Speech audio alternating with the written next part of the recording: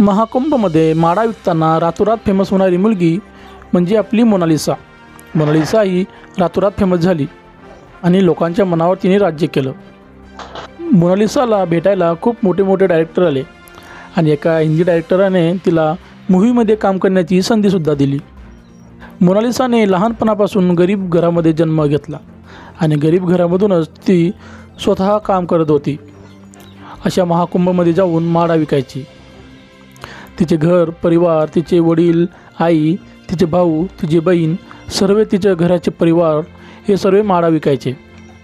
एका पत्रकाराने मोनालिसाचं इंटरव्ह्यू घेतलं आणि मोनालिसा रातोरात फेमस झाली आणि सर्व लोकांच्या मनात राज्य केलं। आता तीच मोनालिसा मूव्हीमध्ये फिल्ममध्ये काम करण्याची तिला संधी आलेली आहे।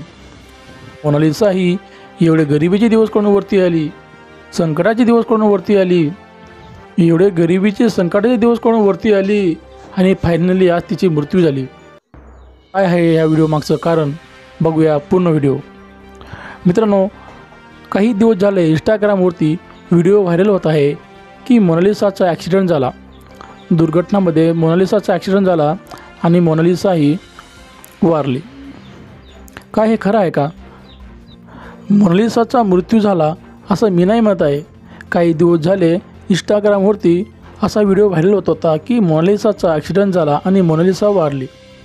आम्ही या व्हिडिओचा शोध लावला हा व्हिडिओ फेक आहे। काही लोकांनी त्यांच्या चॅनलला प्रसिद्धी मिळवण्यासाठी व त्यांची फॅन फॉलोइंग्स वाढवण्यासाठी असा व्हिडिओ बनवला आहे की मोनालिसाचा मृत्यू झाला असा फेक व्हिडिओ त्यांनी इंस्टाग्रामवरती व्हायरल केलेला आहे। अशा व्हिडिओकडे कोणी लक्ष देऊ नका आणि अशा लोकांच्या विषयी तुमच्या मनात काय भावना आहे ते कमेंट करून सांगा। मी माझा व्हिडिओ आवडला असेल तर एक लाईक करा, चॅनेलला सबस्क्राईब करा। धन्यवाद। जय महाराष्ट्र।